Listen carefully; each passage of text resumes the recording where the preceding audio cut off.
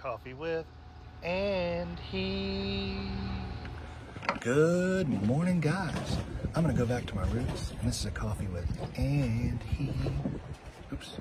For my scouting friends that are getting ready to start their wood badge course this weekend, this is a shout out to you. I started this video and I talked for several minutes, and then I realized, I looked down and it wasn't recording. It's beautiful. We're in Great Guanaqui in the Bahamas, in the Abacos, and I've got a sunrise that you wouldn't believe. Just look at that. In addition to that, there's some laundry. There's Cat Baloo back there. I'll tell a quick story about them. We've had some weather here, blowing upper 20s, in the 30s, and all of our teen buddy boats. We've got a tribe of teenagers that have been traveling together. We found an anchorage to hide out from this, and 1, 2, 3, 4, 5 boats in our tribe. I think we had 14 or 15 teenagers at one point, which another summer can make up a majority of those at any given time. So we've been here. We've got Cat Baloo back here, and then the peak of when the storm was getting bad, those guys had moved around like 5 times, and they sailed up right next to us and dropped hook. I took a couple of videos of it. I never published it. Basically, it was like, wow, can you believe this guy? I mean, he's on like a 62-foot custom catamaran, and the problem is, I'm not sure if you guys can see it from this, he's got so much windage on that boat, and there's such a wind scoop on the front. His mast is an airfoil. It's like 4.5 feet wide, and it pivots. So when he was right next to us, his boat would swim out and back like 100 yards either way. And our friend's boat's right behind him. He'd come within like 30, 40 feet of our boat when he'd swing over. More and more we thought about it, he couldn't really hit us. It looked like it every 3 to 5 minutes. But I was more scared for our friend on Mafalda back there that he was going to break loose and they were going to make a catamaran and a monohull into a trimaran.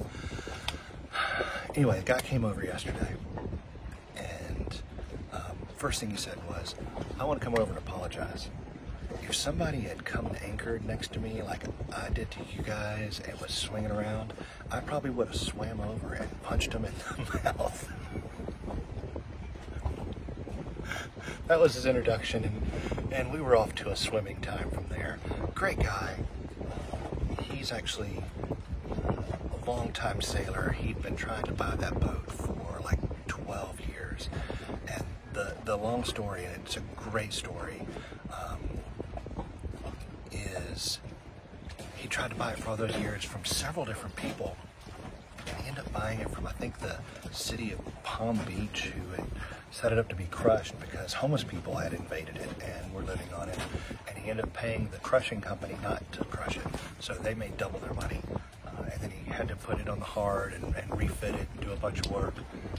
That puppy, he says he can sail it without a spinnaker, almost wind speed. It's really narrow hulls, up high out of the water. It has a high nacelle bridge deck. So he said the first time his girlfriend got on the boat, and it was her first time on the boat, they went offshore and did 25, 26 knots in it. We're having a great time.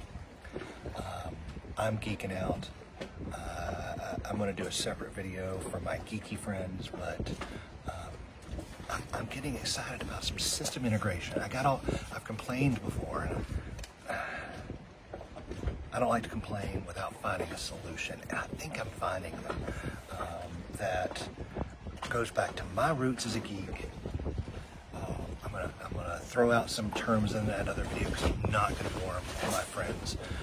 my regular friends with these, but Lynn, Francis, Tom, Michael, Stephen, all my geeky friends, Sailing Isla, you guys are going to love these things. The Victron Serbo is going to bridge most of my networks from NMEA 183, 2000, all into one, and do some cool things. And for friends that have bit the Serbo bug and haven't implemented things, that are boaters and have Victron systems, if you haven't done it yet, I have compelling reasons to do it. We're gonna do some cool things, but back to what today is. Today is Friday. It's Miguel on Mafalda's birthday. We celebrated his birthday eve yesterday, and I think we're gonna do some spearfishing this morning, and we're gonna run up to Green Turtle Key in the Abacos, which is only about 12 miles that way up around. Abaco Islands are a chain of islands in the Bahamas. Kind of think of it in the, if you're looking at a map, the upper northeast ridge. And we're hanging out on the inside. We've got Great Bahama Island is miles and miles and miles that way, but we've got the big island in the Abacos and then all the islands on the outside. So we're in between all that. So we've got some good shelter here. The water is beautiful. We're having a good time. This is Great Guana Key. That end, there's some infamous bars and such down there. The Queens Highway runs behind us, and then just behind us on this end of the key is a private harbor for the rich and famous, and it's all gated off. The other end of the island is also gated off, but not for the rich and famous. Cool area. There's a key just north of us. I can't remember the name of it. Disney dredged it and built a park there. In fact, the guy on Cat Blue, the boat I was telling you about, who's been coming here for decades, was telling us stories about the Disney Key, that when Disney left it, you could go out there for years, and the parks and the restaurants and stuff still had place settings with silverware and stuff sitting in the restaurants. It's like one day they decided to close up shop and just abandon it. Now, most of that's been destroyed by hurricanes and picked clean by, we'll call them grave robbers or whatever. But it's just one of those historic places here in the Bahamas that it's surreal. It's almost, some of these places are post-apocalyptic. Back in Great Harbor Key over in the Berries, you had I think it was Jack Nicholson designed golf course, and they built it, and it really never materialized because they couldn't get their casino permit. So these developers spent all this money on that one. Most of the developers in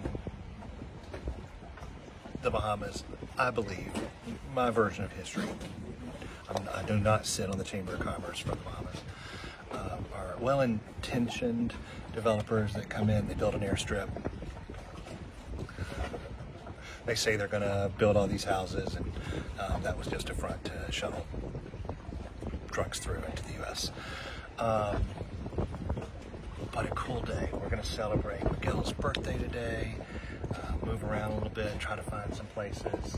I think they're jumping off the first of the week to go back to the U.S. They've got a weather window. We're going to hang out with our buddies on Lionheart for a while. We've got Betsy back there, which is a 32-foot sailboat that a family lives on. It's husband, wife, 2 kids. They're hardcore. They sail into every anchorage every morning with their mainsail and their jib up. It's a little boat. they just love to be out here. And I respect that. I respect them as sailors. They sail onto the hook. They sail off the hook. Cool folks. Cool folks. So we're going to hang out with them in about a week or so. They got some friends coming in tonight that have chartered a boat, and they're going to go split off with them, but we'll catch back up with them next week. So we'll hang out with Lionheart. Another one of our buddy boats, Zermovia, left yesterday morning and went through Whale Cut. I think they left at 8:30 in the morning, and by 7 o'clock last night they had already covered like 90 nautical miles. I think they said they had averaged like 8.6 at that point. They are moving, so they had 17 knot winds behind them. I'm not sure if they have a spinnaker or not, but they were making some tracks. They're going back to park the boat in Virginia. They sail over the winter. He's a pilot that goes on cruise ships during the summer and Alaska. So they'll head back up to Ketchikan, I believe, is where their house is. Nice family. She's a baker. Everybody out here is a character. Everybody.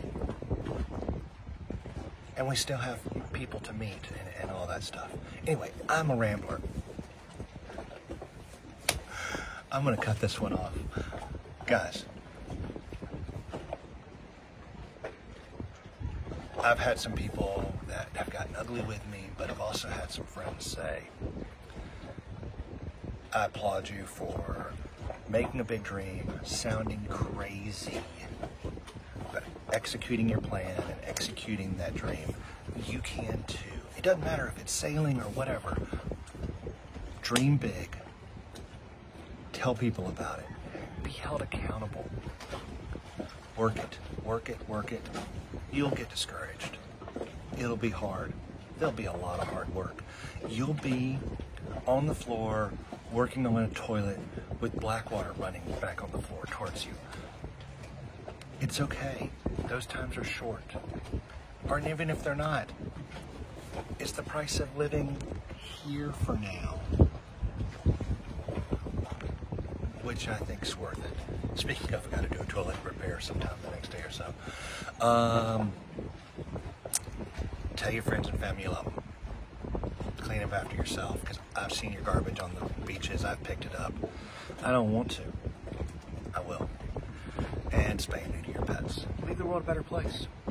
Until next time, love you guys. Bye.